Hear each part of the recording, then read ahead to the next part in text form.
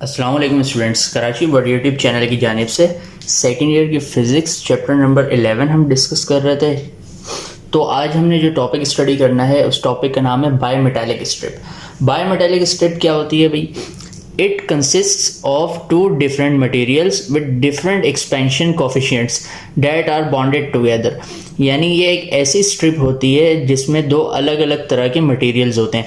अब आपके पास जैसे डायग्राम आपको नज़र आ रही होगी, ये एक स्ट्रिप है, यानी ये ऊपर वाली जो है ब्रास की है और ये नीचे वाली स्टील की है। तो दोनों डिफरेंट मटेरियल्स की है। अब जाहिर सी बात है डिफरेंट मटेरियल्स की है तो इसका जो है ब्रास के लिए अल्फ़ा की वैल्यू ये होती है और स्टील के लिए अल्फ़ा की वैल्यू ये होती है। तो ये दोनों स्ट्रिप्स एक दूसरे के साथ चिपकी हुई होती हैं। अब हम आगे देखते हैं bimetallic thermostat. Bimetallic thermostat is a device which is used to maintain a desired temperature in a system like refrigerator, air conditioner, iron and many devices।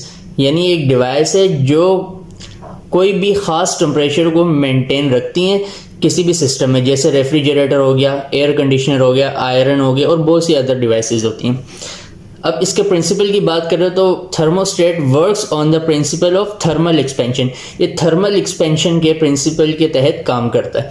Construction, a bimetallic strip is made up of two different metals, यानी दो different metals से bimetallic strip बनती है, having different coefficient of linear expansion. दोनों की coefficient of linear expansion की values अलग अलग होती हैं।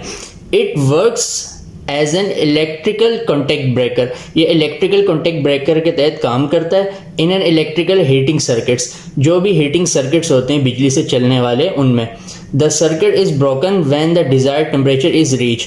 जब भी कोई खास टेम्परेचर पर पहुंच जाता है तो सर्किट जो होता है वो ब्रेक हो जाता है। अब इसको डायग्राम के थ्रू समझने की कोशिश करते हैं इसकी कंस्ट्रक्शन को। अब जैसे ये जो है हमारे पास एक बायोमेटालिक थर्मोस्टेट है ना। अब ये ओवन के अंदर है। अब हमने जो है 90 डिग्री सेंटीग्रेड टेम्परेचर करना है मेंटेन। तो हम क्या करेंगे, बिजली पास करेंगे, इलेक्ट्रिसिटी देंगे। तो ये ओवन जब तक 90 डिग्री सेंटीग्रेड पे नहीं आएगा, ये क्या होगा, यहाँ से बिजली पास होती रहेगी। जैसे ही 90 डिग्री सेंटीग्रेड पे आ गया, फिर उसके बाद क्या होगा, ये जो आपको नज़र आ रहा है कॉन्टैक्ट ब्रेकर है, तो ये बायोमेटालिक स्ट्रिप ऊपर की तरफ मुड़ जाएगी। ये आपको नज़र आ रही होगी ऊपर की तरफ मुड़ जाएगी। तो अब जो है इससे बिजली पास होना बंद हो गई।